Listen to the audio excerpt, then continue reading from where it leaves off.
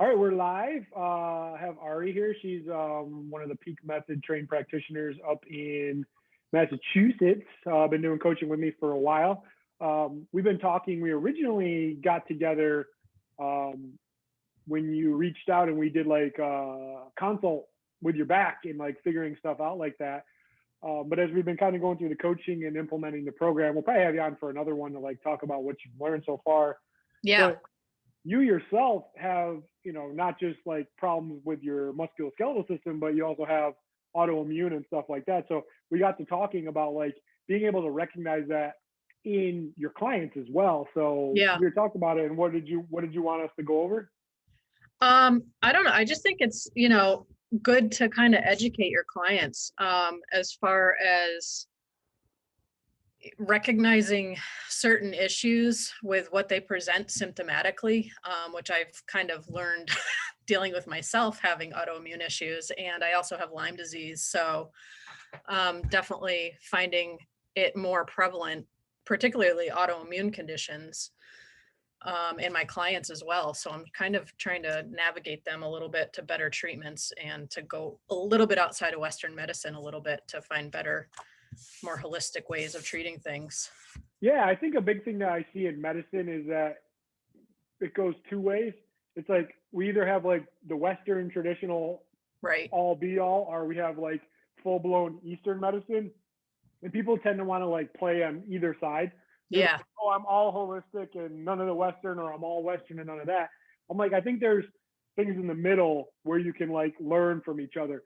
One thing my mentor always taught me, he's like, when you're injured or you're sick or you're in pain, you should have to go to another practitioner that's just like you and Right. understand what's going on. So it's like, if you're a shitty practitioner and you don't know what's going on, like, you know what that feels like. Because a big thing that we have to do better at, especially in this day and age, with everyone thinking they're going to get ripped off, they're going to get scammed, all the health bullshit out there, even in the functional medicine route, you can go. I mean, I spent tens of thousands of dollars at functional medicine, and some of it did help, but a lot of it too is business. But it's like, you should have to understand what's going on. And I think a big problem in the massage world is people default. They're like, well, I don't diagnose. I'm not allowed to diagnose, so I don't need to know what's going on. So a big problem that I see, and I saw this with myself, is that we're very pigeonholed. Like, we look at everything, we're like, all right, well, I'm a massage therapist, I use my hands, and we want everything to be just tissue related. Like, we think everything is like, I'm going to get in there with my hands, but there's more components to the injury than just what's going on with the tissue. Yes, there's structural problems. Like, you can have problems in the tissue, the ligaments, the joints, but there's also metabolic issues. Like, what's going on with that person? Are they inflamed? Do they have a shitty diet? Are they stressed out? Another component is just like psychosocial. Like, what is this person like? Because sometimes you get those people that are like batshit crazy and you're like, I don't know what to do. So we tend to think it's all just about the tissue side, but looking at it from both. And that kind of goes with like asking more questions and kind of figuring stuff out. So Absolutely. Yeah, it's good that you see that, but it's just not getting done. It's like you kind of paint yourself in the corner. And it's like, we've all had those clients where we're like, man, they're doing really well and they seem to be responding, but then when they come right back, their tissue's shitty again. It's not going good. And that's like figuring out like how to ask more questions. Right. Absolutely. I agree wholeheartedly. But I think it goes back to, this will be a little deeper than what we wanted to talk about, but I think it goes back to like looking the part and being the change that you want other people to be. So a little background on me.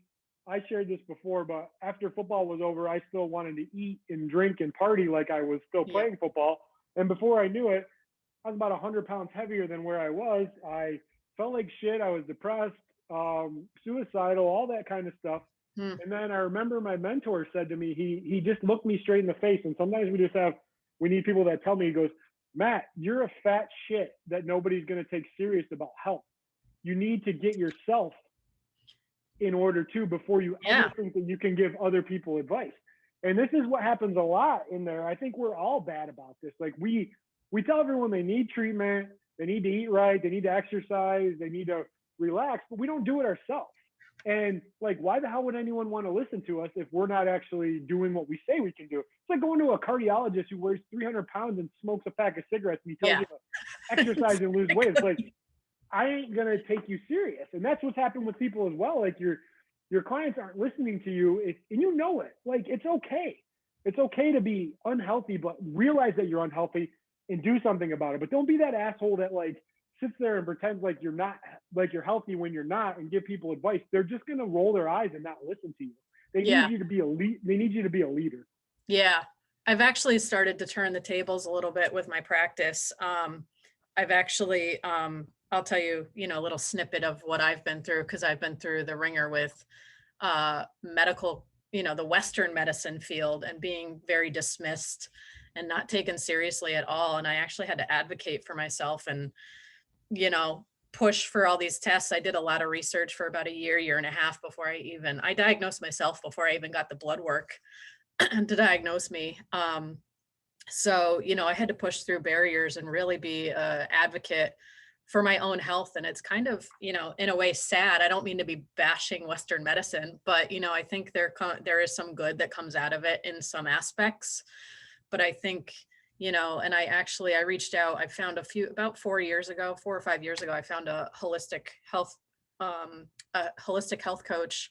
She's also an herbalist too in my area. So I've been referring a lot of people to her.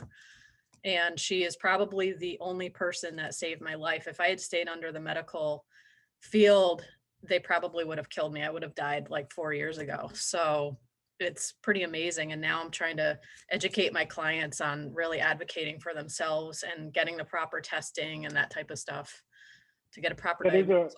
There's a really good quote from a guy, I forgot who it was. I think his name was Paul Check, but he said, sooner or later, your health is going to be your number one priority. Yep. And that's what happens is people think that because they have insurance or they have this, that they're just entitled to good care. And it doesn't happen. But also recognizing too, and letting go of the ego a little bit, especially as soft tissue practitioners, like we can't fix everything. Like we tend to think, a big thing in my training and what you see is like recognizing when a client shouldn't be in your office. Right. And that's not what is being taught at all. They're like, hey, you can always find a way to do something. It's like, no, sometimes there's just some things that are too far gone that you can't fix, but you can truly change somebody's life if you help. And being okay with like letting things be a team process. And that's what you're seeing is like, hey, I do this and this other person there. And you form those relationships and they're reciprocal for everybody. A big thing that I've learned over the years, and it was a big change for me, was like always to give without the expectation of ever receiving back. And we tend to be like, oh, well, I referred that person, they should send me whatever. It's like, no, like you're helping somebody and that will come back and help across the board. But realizing that, first off, you got to properly educate people. But number two is like, you have to give a shit about people. Totally. And that's what happens with a lot of people. Like COVID's beat up their business. They're scared. Yep. They don't know what to do. And nobody's getting like that one-on-one, like truly like being present and talking to that person and being like, what's wrong? How can I help? And let them know that you genuinely care. And that's going to go so far as things get worse, because they are going to get worse before they get better. Right. But having that genuine thing and helping people, like at the end of the day, like if you got in this field to help people, then you should do whatever you can to try to get them whatever. Even if it doesn't put money directly in your pocket, it still helps them. And you know what? If you fix somebody and they go to someone else who helps them, they're going to rave about everybody in your area, and it's going to pay you back tenfold. Absolutely. And I think, it's definitely, COVID has definitely put health on the forefront too. So I think people that normally probably wouldn't think about what they put in their body and what they use on and, in is definitely becoming more of a thing of, oh, I actually need to supplement certain things, or I need to eat a certain way for my body. And, I think COVID has kind of put a little bit of a, kind of like in the back of somebody's head a little bit more on the forefront, that they wouldn't really normally think of. Yeah, and I think it just brought health front and center, like you said. I would say the reason we're getting our ass kicked in America is because we're out of shape. We don't take care of ourselves when we do that. But then there's also a lot of people out there trying to take advantage of that. And I see the same thing in functional medicine. Like I had one good functional medicine doctor, but I had four that were Right. just like Western medicine, but they do it under the guise of functional medicine.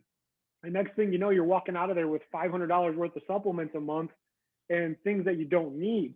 So it's Right. like, do your homework and do your research. Don't just go to that first person. Like, actually figure it out, get some real answers about what's going on, and do your own research, because no one's going to be an advocate for your health more than you are. Right. And it's good to go through that shit sometimes too, but it also helps you learn that you don't want to rip other people off. And you know that. Like, I see this with massage therapists. They're like, oh, well, yeah, they need these supplements. And you know they don't actually need them because you don't even take them yourself, but you're still Right. selling it. It's like, you know, deep down inside, you're not doing what they need. It's like, it's okay to refer out and let an expert do that. But you also have to understand you're the expert at what you do and Right. stay in your lane.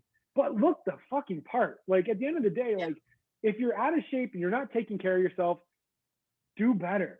And they're like, Yep. oh, you're fat shaming. Or no, I'm not fat shaming. Like, I'm not at all. But like, just do better. You'll feel better. Like, be the change that you want to inspire.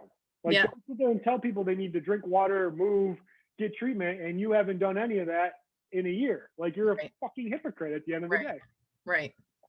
So yeah, it's just like taking your health serious and being okay asking your clients questions. You know, like, that's where it goes down to, like, my big thing is like, are you that service or solutions provider? And the service providers, like, they come in, they just lay down and you go through the motions. You don't really talk. You and Right. me were just talking in the call, our coaching call before this. I'm like, I want you to talk to your client more, Yep. explain what's going on, asking questions, and show them that you genuinely care. Absolutely. So yeah, the take home here is like, be an advocate for your health. Like, Big time. take better care of yourself too. Like, just do it. Like, it make it your priority. Like, my number one priority for me is that I want to be the best, healthiest version of myself. And that's number one for me, because think of all the people that rely on you, depend on you, and all that. I talk about that mantra of like, lions eat first. Like, you got to take care of yourself because all those other people. And if you don't, you're going to keep burning it at both ends. So yeah, this is a good topic. Yeah, definitely. Thank you. Appreciate it. Thank you for doing the call. Let me hit stop.